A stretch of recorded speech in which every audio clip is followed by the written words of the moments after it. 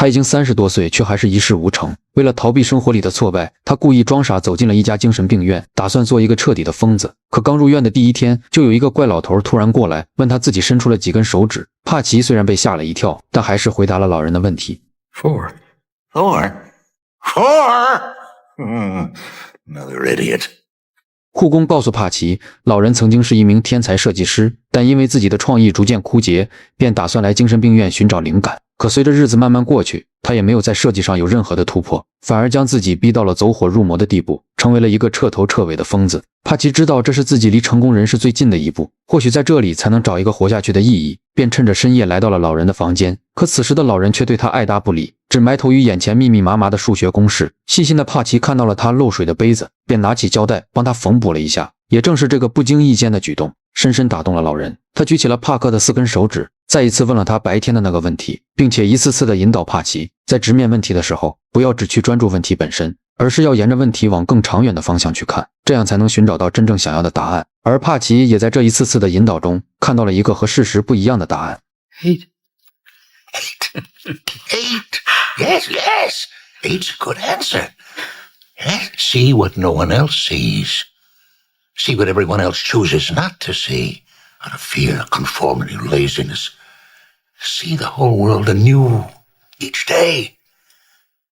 第二天，帕奇终于见到了医生，他满心期许地向医生说明自己的病情，希望医生能帮忙治疗自己的抑郁症，因为这痛苦的心理疾病已经困扰了他5年之久，甚至一度让他有着自杀的冲动。可就在他向医生描述病情时，医生却对这些毫不在意，只是流程般地执行着各种任务。而医生最关心的也只是自己的咖啡里有没有加糖，就连最基本的倾听都做不到。他满心失落地回到宿舍，却又发现室友因为幻想症迟迟不能入睡，他总能看见一群松鼠想要摘掉自己的2个坚果，从而害怕地四处逃窜。第一次面对这种情况，帕奇也倍感震惊，无能为力的他也只能叫来了医生，而医生的解决方式也是简单粗暴地给他打上了一支镇定剂。看着眼前这一幕的帕奇，他不由得开始为自己的正常而感到欣慰。可当帕奇以为一切都结束了，正准备睡觉时，室友却因为床下的松鼠来回走动，吓得他连厕所都不敢上。帕奇不得已只能起来安慰着他。起初的他还只是告诉室友，这些松鼠都是不存在的，你走到他身边的时候，他就会完全消失。可这些解释在室友那里完全行不通，眼看着解释无果，他突然想起了在老人那里学到的东西，便打算用另一种方式来解决问题。他先是假装的拿起了手枪，又瞄准了一只松鼠。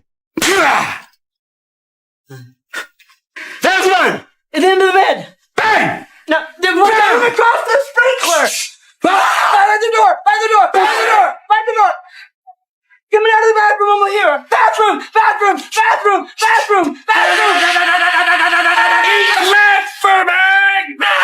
Bathroom! 甚至还搭起了一个阵地，拿起了一个火箭筒来消灭远处的松鼠。随着胜利的号角响起，室友成功地进到了厕所里面，而帕奇也在听到室友的涓涓细流声时露出了轻松的表情。这是他第一次感受到帮助别人的快乐，也让他找到了自己活下去的真正意义。隔天，他便急匆匆地找到医生，打算离开这座精神病院，去给更多的人带来温暖与救赎。他要成为一名治病救人的良医，让病人得到充分的尊重和怜悯，而不是像他一样，在和病人沟通时连眼皮都不抬一下。病人发病时只会简单粗暴地打上一支镇定剂，完全不会考虑病人的内心感受。所以他不顾医生的阻拦，毅然决然地离开了这里。因为当初他是自己选择进入的精神病院，所以他出院也不需要得到医生的许可。自此之后，帕奇怀揣着赤诚的决心和无畏的勇气，踏上了一条逆行者的道路。他总会以诚挚的微笑感染别人，用最动人的话语温暖人心。可这些并不足以完成他的最终目标，于是便通过2年的不懈努力，他如愿以偿地考上了州内最权威的医科大学。可开学的第一天，他就遭到了室友的不断嘲讽，因为已过而立之年才考上大学，只有白痴才能做出这种事情。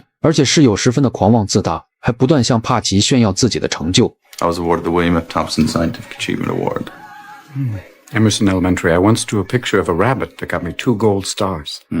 面对室友的冷嘲热讽，帕奇并没有和他一般见识，因为他早就知道自己在做出这个选择时，就一定会面临着诸多磨难。而在开学典礼上，校长义正言辞地告诉新生，作为一个医生，首先就要摒弃个人情感，因为人性不值得信任。你们手上握着至高无上的权力，只有严肃才能让病人感受到你们的权威。而这一理念又恰好和帕奇相悖，因为在他的心里，医生不只是会诊断、开药、医身，还一定要懂得医心，即使患者已经无法治愈，也要让患者了却遗憾，接受释怀，面带笑意地走完余生。所以他并没有认真的听课，反而把目光聚焦在身后的美女身上。下课之后，帕奇立马找到安娜搭讪，屁颠屁颠地跟在她的身旁，向她讲述了和校长不一样的医者理念。可安娜却丝毫没有搭理他的想法，但又看着帕奇喋喋不休的样子，无奈也只能开口拒绝。Please, pass the word. I'm not here to date. I am not here to flirt. I'm here to study. 而这尴尬的一幕，恰巧被一旁的同学楚门看到，两个都被拒绝过的单身男性一下子就像是找到了知己，迫不及待的就开始约会起来。帕奇也依然坚持着自己的观点，就像是癌症晚期的病人，任何的专业医学技术也只能得到短暂的缓解痛苦，而只有精神上的治疗才是唯一有几率痊愈的一个方法。所以平等且充满善意的对待病人才是医生要上的第一节课。楚门虽然认可了帕奇的这一案例，但终归这只是医学里的冰山一角，并不能完全的说服他。对此，帕奇特意和他打了一个赌，他将要用自己的微笑让陌生人对他产生好感。 Hello. Hi. Wait, I don't get it. Hi is a programmed response. I reached her. You scared her. No. Wait for it. Oh, you're nuts. 为了进一步的验证自己的理念，他跟随大三实习的学生一同来到了医院。面对躺在病床上的患者，教授以专业的知识向学生们讲述着他的病情案例以及接下来要面临的治疗方法，这不禁让患者感受了一阵恐慌。而此时的帕奇却突然向教授问起了女人的名字。 I was just wondering the patient's name. Marjorie. Hi, Marjorie. 而正是这简单的一句问候，撕掉了医生在病人眼里冷漠的标签，让躺在病床上的玛姬感受到了阵阵暖意。而后帕奇大步行走在医院的长廊，打算接着寻找自己的实验目标。可突然，那个古板严肃的校长出现在他的面前，因为大一新生是不允许进入医院的，帕奇便赶忙躲进了附近的病房。可当他刚一转身，就看到了几名儿童静静地躺在病床上，看着这些本该肆意宣泄无限童趣的孩子们，却形如枯槁地躺在这抉择生死的病床上。帕奇缓缓地朝着一个女孩走去，他的心像是被一层烟雾笼罩，再也提不起一丝笑意。可他知道情绪是会被感染的，便强忍着心底的那一抹痛楚，试图带给女孩一些欢乐。很快他便看到了桌子上的血压充气球，心里顿时涌出了一个巧妙的主意。帕奇扮演成一名马戏团的小丑，很快就逗得女孩笑出了声。与此同时，越来越多的孩子们都被他搞怪的样子深深吸引。接着他又拿了2根棉签插在了耳朵上，他假扮成了小蜜蜂，在孩子的面前肆意飞舞。只是如此简单的互动玩耍，就让孩子们露出了久违的笑容，并不是因为帕奇多么的有趣，而是在这9日沉闷的病房之中，他们感受到最多的就仅仅只是父母的担忧与关怀，而真正缺少的是发自内心的轻松与欢乐。为了给孩子们带来更多的欢乐，帕奇又拿起了他们的尿盆，他全然不顾尿盆里面的味道，只有传递欢乐的纯粹。一时间欢声笑语传遍了整个病房，孩子们也忘记了病痛带来的忧伤，仿佛整个世界都在为他们绽放。直到护士长闻声前来，才制止了帕奇这看似荒诞的一场闹剧。当帕奇满怀笑意准备离开时，可转头就看到了一脸严肃的校长。好在帕奇只是初犯，且其他老师对帕奇的评价很高，校长也并未对他进行处分，但依然对他进行了警告。 I've also heard you have a real passion to be a doctor. Truth of it is, Hunter, passion doesn't make doctors. I make doctors. Understood. Good. Medical students, as a rule, have no contact with patients until the 3rd year. Is that clear? 帕奇嘴上答应了校长的要求，可转身又再次来到了医院。他以掩耳盗铃的方式，像是瞒过了值班的所有护士，而后又来到了病房，给孩子们讲起了童话故事，和他们一起玩起了童年游戏。他用自己的方式让孩子们感受到了生活里的美好，给予了他们要活下去的坚定信念。他的行为不仅让无数家长为其称赞，也会逗得护士们一起哈哈大笑。这个重新找回生命意义的男人，势必要将事业与爱情一起拿下。于是他又一次来到了安娜的身旁，可安娜却一点也瞧不起他，认为他是一个不遵守规则的人，是一个理想主义却又不曾付出行动的人。安娜对自己的偏见，帕奇并没有任何的不悦，而是耐心地向他解释自己的一切行为。可此时的安娜却不愿让他再次纠缠，便起身就打算离开，而帕奇也不顾脸面的紧紧跟上。看着帕奇对自己的不断纠缠，安娜再也无法忍受下去。 I'm not sure if you've noticed this, but in a class of 163 students, there are 8 women. 8. I've had to work really hard to get here, and I'm going to have to work even harder to stay here. And I'm not about to blow it by wasting my time on your flighty theories of goodness. I'm here to learn about medicine. Period. 尽管接连受挫，帕奇也并没有因此气馁，反而在期中考试公布成绩时，他的成绩甚至排到了班级第2，而安娜埋头苦学的成绩却不尽人意。帕奇感受到自己的机会来了，便赶忙安抚起了安娜的情绪，甚至要主动帮她进行补课。而安娜也对他的看法渐渐产生了变化。帕奇告诉安娜，尽信书不如无书，书本里教学的专业知识当然要学，这些是成为一名医生最基本的要求。可死记硬背并不会让你变得优秀，反而是在和病人们接触的过程中，你才能真正理解生命的荣耀与尊严，才能明白作为一名医生的真正价值，才能更加热情地去接纳书本上的知识。就这样，帕奇成功地说服了安娜，在夜晚陪他一起来到了病房。他先是悄悄地在老人的手上放了一把玩具枪，而后又将老人温柔地叫醒。随后，他们便用气球假扮成野兽，让老人对他们进行疯狂的射击。帕奇编织的这五彩缤纷的童话世界，让整个病房都充满着欢声笑语，就连隔壁的老人都一起参与其中。因为老人最大的梦想就是能去非洲的大草原上狩猎，可随着身体渐渐被病魔霸占，也只能在这暗无天日的病房度日。而帕奇今天带来的惊喜，让老人了却了生命里最后的遗憾。虽然大家都知道这并不是真的，可这种被重视的感觉才是他们最需要的感受。随后帕奇又问起了隔壁病床的老人，想知道他是否有什么愿望需要实现，而老人却说他从小就喜欢吃妈妈做的意大利面，每次看到面条都会非常的兴奋，而最大的愿望就是能在一个全是面条的浴缸里洗澡。看着老人满心期许的眼神，安娜也被眼前的这一幕深深感动。在回家的路上，安娜也破天荒地夸赞起了帕奇，认为他所做的事情都有着巨大的意义。听着安娜的赞誉，帕奇感觉时机已成，便忍不住地开始表白起来。 I have a crush on you. Ha! Can't believe I just blurted that out. 安娜并没有接帕奇的话，而是巧妙地换了另一个话题。或许在她心里，对帕奇的看法正在渐渐改变，但仍不足以心生好感。两人也在互道晚安后就此离开。但帕奇并没有着急回到宿舍，而是来到了医院的305病房。这是整个医院最难服务的一个病人，就连护士们一个个都避之不及。帕奇勇敢地走到了他的身边，他试图用脚底按摩的方式来拉近彼此间的距离。可就是帕奇的这一行为，却让病人误以为他是在侮辱自己的人格，便将帕奇痛骂一顿后赶出了门外。这是帕奇第一次吃瘪，就连护士们都看着他一脸的坏笑，但他依然没有选择放弃。于是第二天，在医院所有人的惊讶的目光中，帕奇再次走进了305病房。因为听说这位病人每天都在偷偷地祈求上帝，希望能够饶恕自己生前的一些罪恶，所以帕奇便以天使的身份来向病人传达了上帝的通知，只要他能在接下来的时光里善待自己的同时也善待他人，那么在死后上帝将会饶恕他曾犯下的种种罪过。虽然这荒诞且搞笑的行为很是离谱，但病人也听出了他所想表达的一些道理，因为放下屠刀立地成佛。随后他成功地将病人推出了病房，去迎接崭新且充满阳光的往后余生。之后的日子里，帕奇依然辗转在医院的每一个病房，给大家传递着无穷尽的欢乐。他的花样总是很多，就像是真的天使一样，来缓解着人间疾苦，治愈着每个生命的内心。可这一天他在病床上玩耍时，正在查房的校长却突然出现。 Do you want to tell me what it is you think you're doing? 面对校长的质问，帕奇也只能牵强地解释着自己的行为。 Give me a few laughs, sir. And the American Journal of Medicine has found that laughter increases secretion of catecholamines and endorphins, which in turn increases oxygenation of the blood, relaxes the arteries, speeds up the heart, decreases blood pressure, which has a positive effect on all cardiovascular and respiratory ailments, as well as overall increasing the immune system response.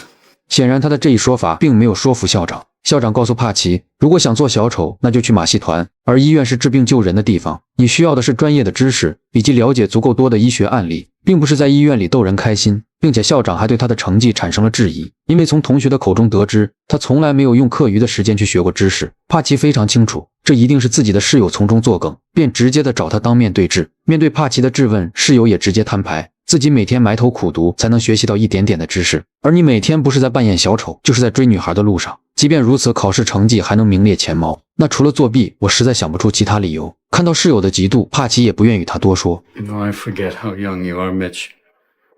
That you think that you have to be a prick to get things done, and that you actually think that that's a new idea.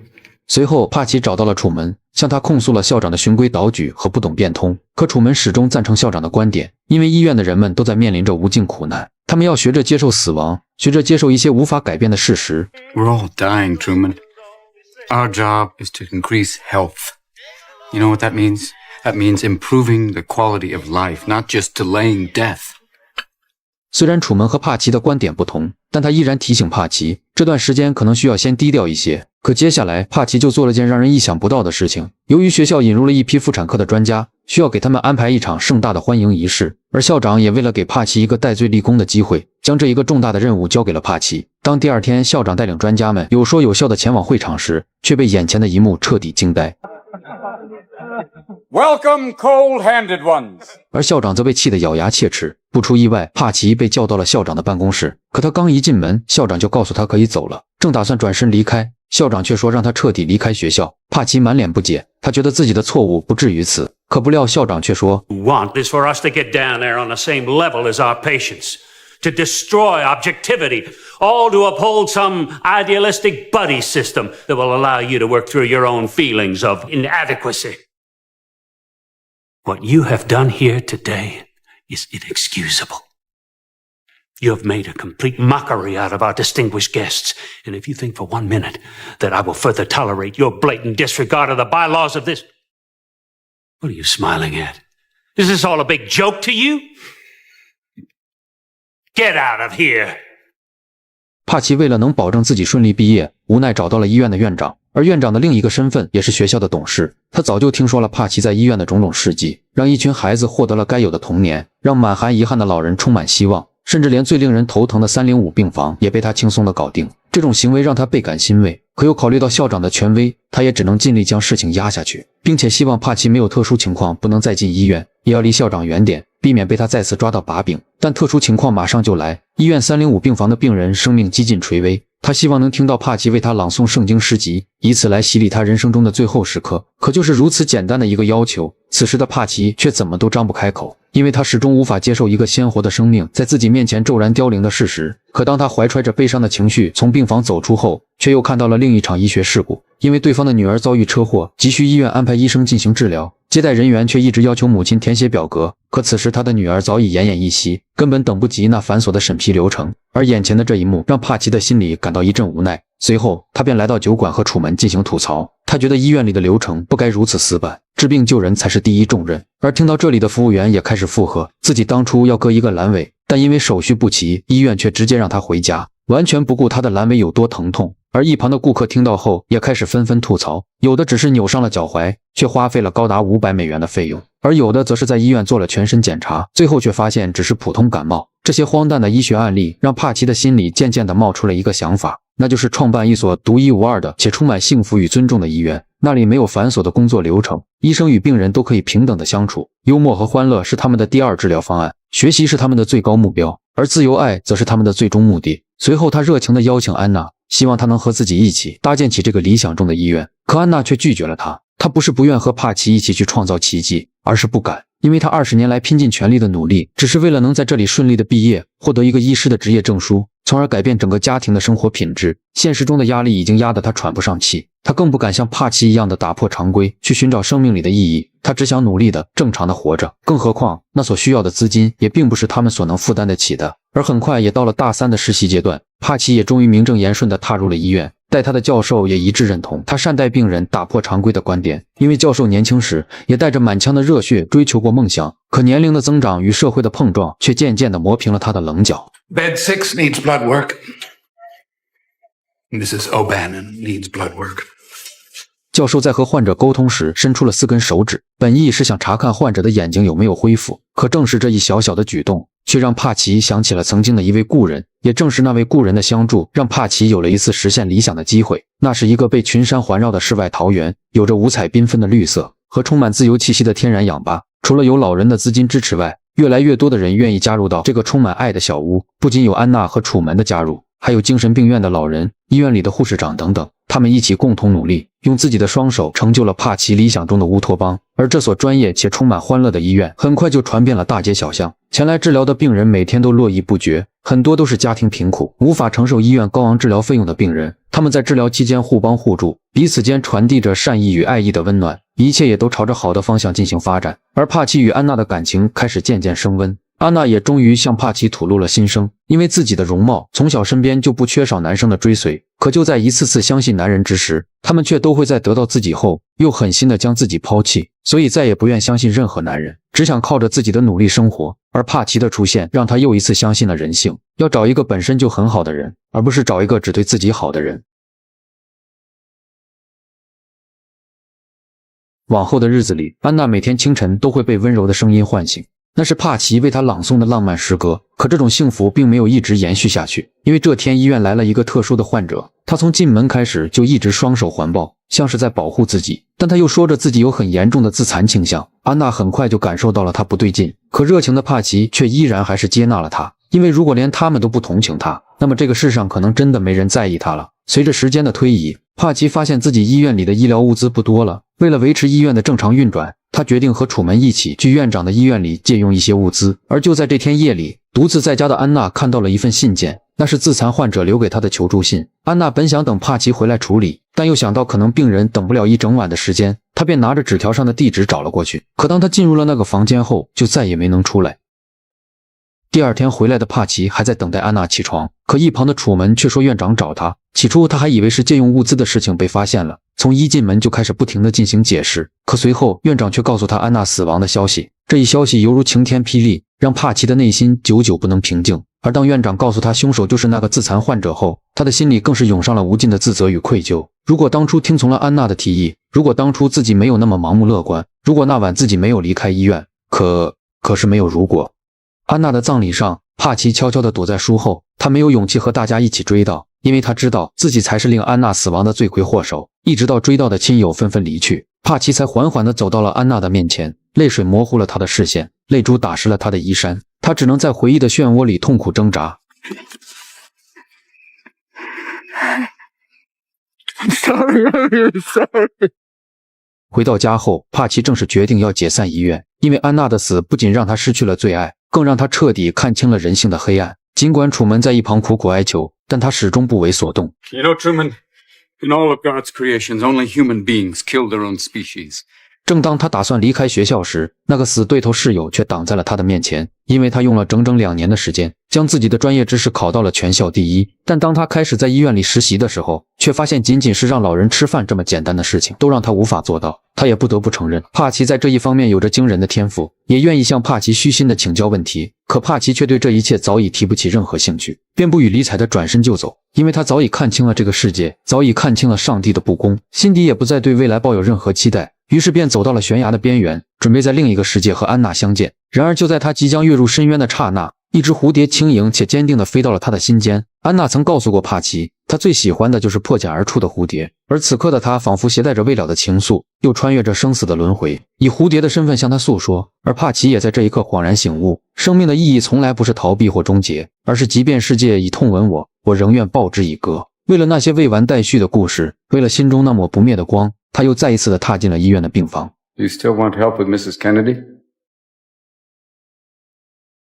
随后在楚门和室友的帮助下，将老太太推出了病房，而他将要面对的则是自己儿时未能完成的遗憾。帕奇陪他一起沐浴在这满是面条的浴缸之中，或许这一刻奶奶会想起来他的妈妈，但心里却没有任何的悲伤，反而是对曾经的释然和享受着当下的欢乐。可正当帕奇准备离开时，一位护士却突然跑过来递给了他一个信件。当他满心好奇地打开，却发现那是校长对他的开除通知书。帕奇气愤地找到校长，要和他当面对质。 Why? You don't fit in. There are standards and codes. You make the patients and everyone else around you uncomfortable. I make you uncomfortable. Well, you can make this into a personal issue if you'd like, but the reality is you are not cut out to be a physician, and it is my responsibility. 眼看和校长之间的沟通无果，帕奇毅然决然地离开，并且还拿走了自己的档案。可就在他查看自己的档案时，却发现自己的各项成绩都非常优异，但唯有校长对自己的点评不容乐观，甚至说他有点过度快乐。帕奇不明白这到底是什么意思，但为了避免自己被开除学籍，他又找到自己的室友，因为室友的父母都是医生，在这个职业里都有着丰厚的人脉资源，甚至为了让他帮忙，还将室友的档案当作礼物送上。虽然他很想看到校长对自己的评价，但他并不是一个善于打破规则的人，又将自己的档案还给了帕奇，而后又给帕奇指了一条明路，那就是去找法官上诉，因为凭借着档案里的优异成绩，一定会得到法官的网开一面。至于校长评价的过度快乐，让他当着法官的面去解释就好。而后帕奇听从了室友的建议，对校长因为个人恩怨就要开除自己的行为进行了上诉。可校长显然就是有备而来，甚至将帕奇无证行医的罪名控诉给了法官。面对这突然的指证，帕奇并没有因此慌乱，反而大方地承认了自己的行为。 Now you ask me if I've been practicing medicine. Well, if this means opening your door to those in need, those in pain, caring for them, listening to them, applying a cold cloth until a fever breaks, If this is practicing medicine, if this is treating a patient, then I am guilty as charged, sir. What if one of your patients had died? What's wrong with death, sir? What are we so mortally afraid of? Why can't we treat death with a certain amount of humanity and dignity and decency and, God forbid, maybe even humor? Death is not the enemy, gentlemen.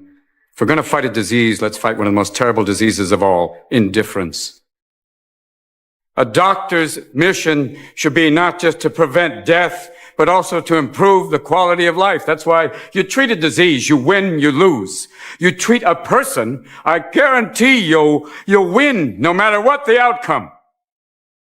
随后，帕奇转身向满屋的医学生告诫道：“医生是一个神圣的职业，它能让生命得以延续和再次绽放的权利。你们要认真的学习知识，但不能一味的追求成绩。成绩并不能让你成为一名好的医生。你们要学会和陌生人接触，学会去搭建更多的情感桥梁。因为医生这个职业需要更多的温度。要去向每天都要和病人接触的护士学习，要去向充满人性、时刻奔波在医院病房的教授学习。因为自己的理想追求，他曾经失去过一切，也得到过了一切，所以他更要坚定地走上医生的这条道路，并且向法官郑重地表明了自己的决心。” No matter what your decision today, sir, I will still become the best damn doctor the world has ever seen.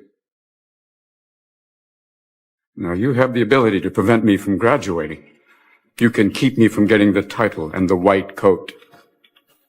But you can't control my spirit, gentlemen. You can't keep me from learning. You can't keep me from studying. 帕奇掷地有声的演讲内容让所有法官都陷入了沉思。这已不再是要开除帕奇的一场申诉，而是制度与人性之间的较量，是热情与冷漠之间的对比，是墨守成规与勇于创新之间的碰撞。而恰好此时，楚门带着医院里的孩子来到了这里，他们一起戴上了那个红色的橡胶鼻头。帕奇曾用这个方式将孩子们的生命力重新唤醒，而孩子们此刻要用这个方式来作为帕奇坚强的后盾。或许这就是一份爱的传递。最终，法官对于帕奇的申诉也给出了结果。虽然他曾做过违规的事情，但好在并没有造成什么影响。其次是帕奇在学习上的优异成绩和在医学上对待病人那份热情，是所有人有目共睹的事实。并且对于现有的医疗制度体系，帕奇还提出了更具有创新意义的方案，所以帕奇成功胜诉。